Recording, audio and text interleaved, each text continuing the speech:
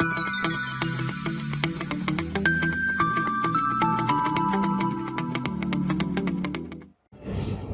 everyone, welcome to the video series lecture of Thermodynamics. As you all know, we were discussing about the chapter number 2, fundamental concept of thermodynamics. We have already taken 2 lectures for this chapter, and in the previous lecture we have discussed about what is the meaning of extensive property, what is the meaning of intensive property. Also we have discussed about the types of pressure. Okay, and in today's lecture what I am going to cover. So first we will discuss about the Gibbs phase rule. It is also related with the properties. After that we will understand the concept of equilibrium, and in this we will understand mechanical equilibrium, chemical equilibrium, thermal equilibrium, and what is the ultimately thermodynamics equilibrium. That all the things we will discuss here. And this topic is very useful for this topic is very important to understand the zeroth law of thermodynamics. Okay. After that we will understand quasistatic process. What is the meaning of this quasistatic process? How it is related with the reversible process. That all the things we have to understand here. And if the time is remains, then we will discuss this fourth topic also, reversible and irreversible. Otherwise we will discuss it in the next lecture. Okay, so let us start with the Gibbs phase rule. What is the meaning of this Gibbs phase rule? So we have already discussed about the properties, extensive property, intensive property. These are all the things we have already discussed. Okay, so now I am going to discuss about the Gibbs phase rule. What is the meaning of this Gibbs phase rule? Here you can see. Whenever you, in the last lecture we have discussed about the state of the system. Okay, what is the process, that all the things we have discussed. Now to identify the state of system, or to measure the physical condition of the system, we need to know about the properties of the system. But the system is having infinite properties. Okay, let us take one system that in the container if you fill air, then it is having so many properties like temperature, pressure, volume, entropy, enthalpy, internal energy, some potential energy, or we can say the kinetic energy, all the energies the molecules have. So if you want to analyze the system, or if you want to do some process with the state, then you have to measure all the properties. Okay, so that is not beneficial that you take one system and if you measure all, it will be very time consuming process. So that is better that you know about the independent property. Okay, there are one or two independent property, and from that independent property you measure certain property. Let us take one example. You know about the enthalpy. What is the enthalpy? Enthalpy is U plus PV. So if you measure pressure, volume and internal energy, then finally you will get the answer of enthalpy. So enthalpy is related to the internal energy, pressure and volume. So if you measure some independent property, then from that independent property you can measure all other properties. Okay. So to measure how many independent properties, but here the question is comes that how many independent properties you should measure. Okay. So that answer is given by the Gibbs. That answer will be provided from the Gibbs phase rule. So what is the Gibbs phase rule? Here you can see it is used to find how many independent properties are required to fix the state of system. Simple, we can write F is equals to C minus P plus 2. So here what is the F? F is the number of independent property that we should measure. Second, C is the component of the number of component, and P is the number of phases. For example, let us understand this. If your container, if you fill the air, what is the phase of air? That is the gaseous phase. So value of P is equals to 1. Okay, value of P is equals to 1. Now component is air, so component is 1. One component, one phase. So 1 minus 1 plus 2. So plus 1 minus 1 will go. So ultimately F is equals to 2. So what is the mean of this? That means just you have to measure two independent property, that is pressure and temperature. If you know about the pressure, if you know about the temperature, then ultimately all the properties which are related to the pressure and temperature you can measure directly. Means if you want to know about the volume, then directly you can use PV equals to mRT. If you want to know about the enthalpy, then we know the enthalpy is function of temperature, directly you can measure it. Okay, similarly you can measure the internal. So all the properties we can measure with the help of only two independent properties. Similarly, if you take the example of the simple steam, wet steam. So in the wet steam there is a water molecule, there is a vapor particle also you know about. So there is two phase, one is the liquid phase, that is the water molecule, vapor particle, that is the second phase, that is the gaseous phase. Whenever the mixture is happened in the wet steam, there is water molecule, there is vapor particle. So finally the phases are 2 and the component is 1, that is the water. 1 minus 2 plus 2. Okay, so minus 2 plus 2 will go on. Finally you will get answer C equals to or F equals to 1. That means only one property is needed to analyze all the properties. So that one property is pressure. If you know the pressure, you can measure all the properties with the help of the steam table. You know about the steam table. Okay, so that is the simple meaning or the use of the Gibbs phase rule. Okay, if you know how many independent properties required, then just you simple measure one independent property or two independent property. Ultimately you will get all other properties from that independent property. So that is the use of Gibbs phase rule. Okay, now let us move on the second topic, that is the concept of equilibrium. Now what is the meaning of equilibrium? Simple, whenever the system and surrounding both have the same condition, that is known as the equilibrium condition. We will here understand what is the meaning of different equilibrium condition. So here you can take, so first we will understand what is the meaning of mechanical equilibrium. So here you can see the system is at 50 Pascal. Okay, pressure, the system, inside the system having the 50 Pascal pressure, and at the surrounding pressure is 50 Pascal. So if the pressure amount inside the system and pressure amount outside the system is same, then there will be no force will be present. Okay, so force will be same inside the system and outside the system. From both the sides the force will be same, pressure force will be same. So if the pressure is common or it is same for inside the system and outside the system, we can say that it is in the mechanical equilibrium condition. So if I want to write the definition, then I can simply say that no unbalanced force within the system, and second, no unbalanced force between the system.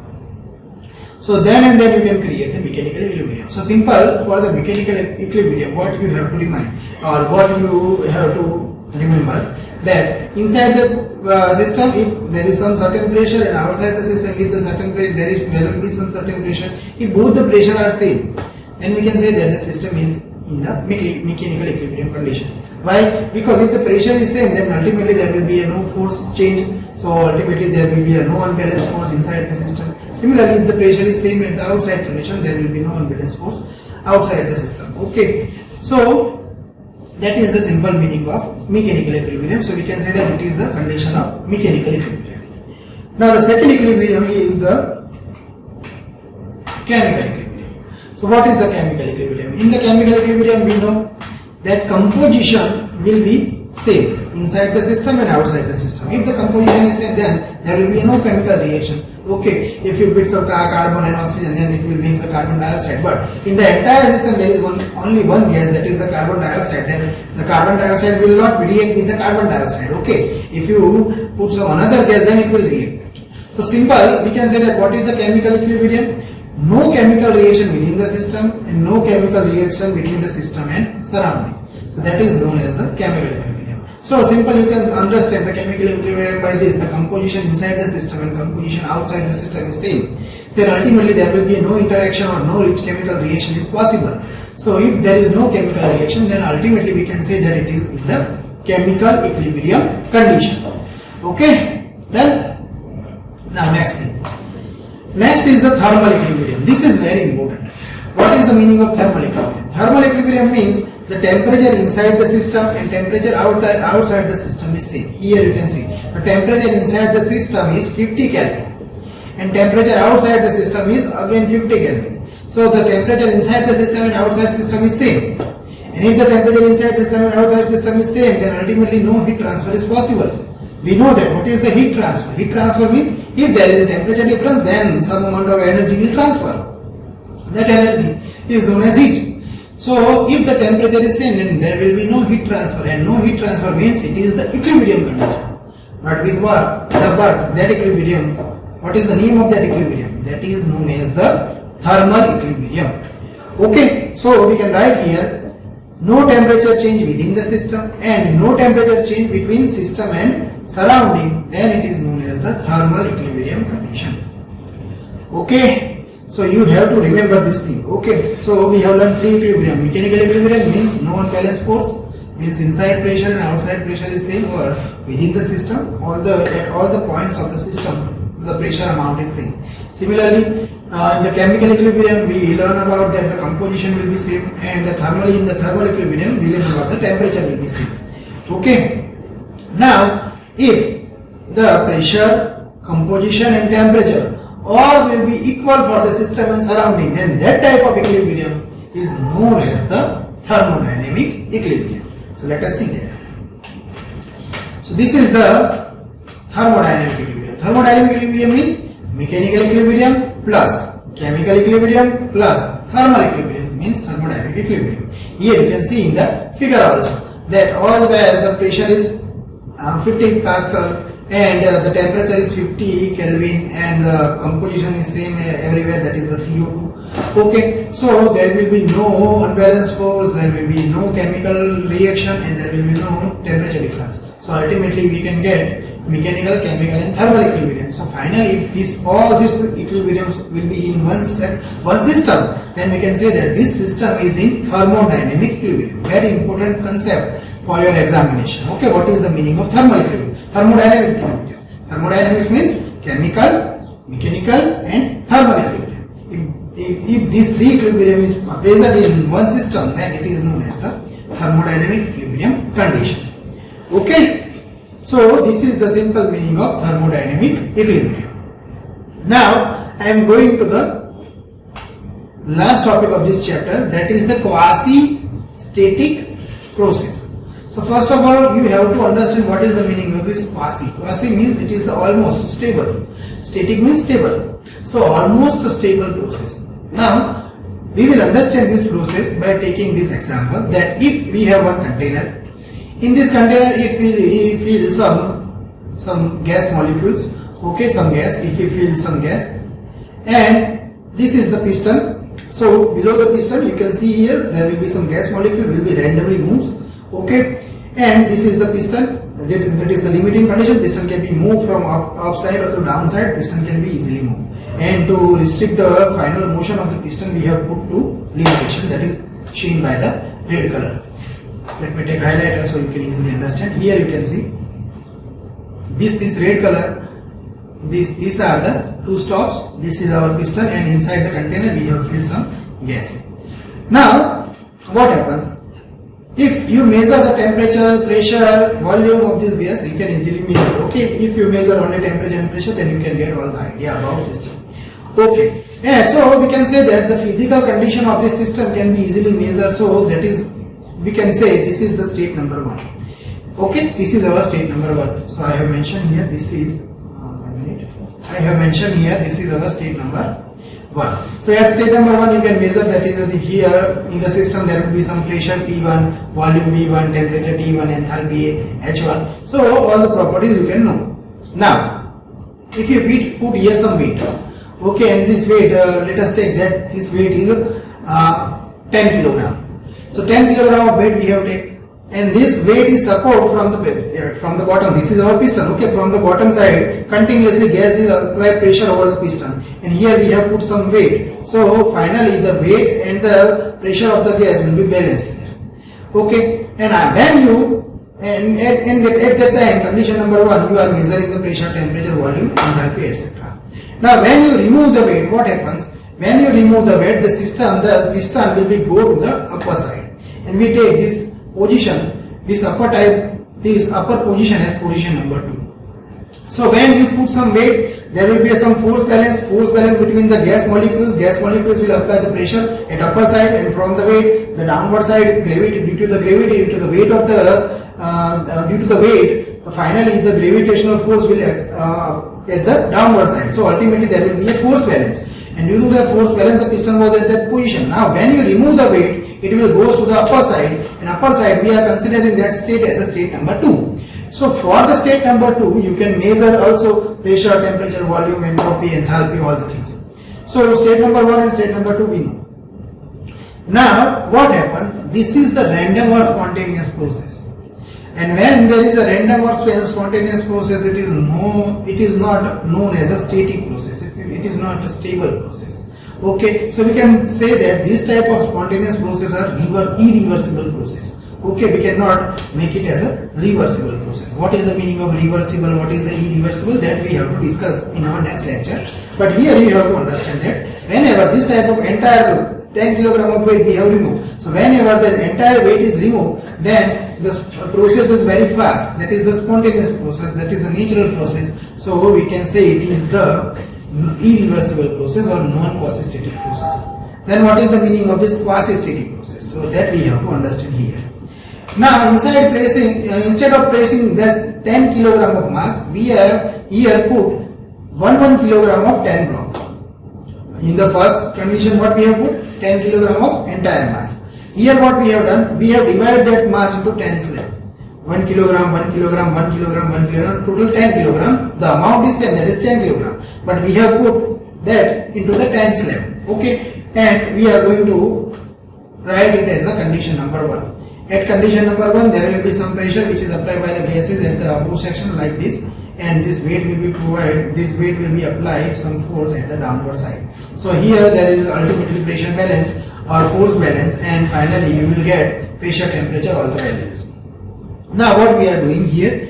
Now we are moving. We are not moving the entire block. Okay, just we are replacing or we are moving single block. So what happens? Here you can see when we remove one single block, what happens? There will be some pressure difference, and due to the pressure difference, this piston will be moved at the upward side, and we put that position as a position number A. Now again you measure pressure, temperature, volume, etc.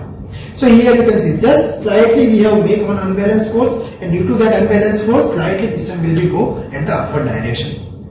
Now next, again we are going to remove another block. So when you move one another block, slightly piston will be go at the upper side. You are putting that value as a position number B. So similarly you can remove one block. So ultimately what happens? Slightly unbalanced force, again piston will be reached at some upper position, and at the upper position there will be some equilibrium condition. Again you are moving on one block, piston will be slightly move at the upper condition, so there will be again one equilibrium condition. So we can say that whenever you want to move from position number 1 to position number 2, you are passing from infinite number of equilibrium stages. So we can say that here the process 1 to 2 is done, but this process is done by static manner, or we can say that the process is the piston is passed from the infinite equilibrium condition. So slowly when the piston is moved, this type of process is known as the quasi-static process. Quasi-static means almost stable. Just you are removing one block, the piston is moved slightly, and finally it is reached at some equilibrium condition. So that is the stable condition. Again you are removing one block, there will be some minor unbalanced force. Again piston is moving at the upward direction. Again there will be a stable condition. So minor unbalanced force, minus unstable condition is reached, and finally you are going to the equilibrium condition. So there will be between the state number 1 and state number 2, there will be infinite number of equilibrium state, and through which the system is passing.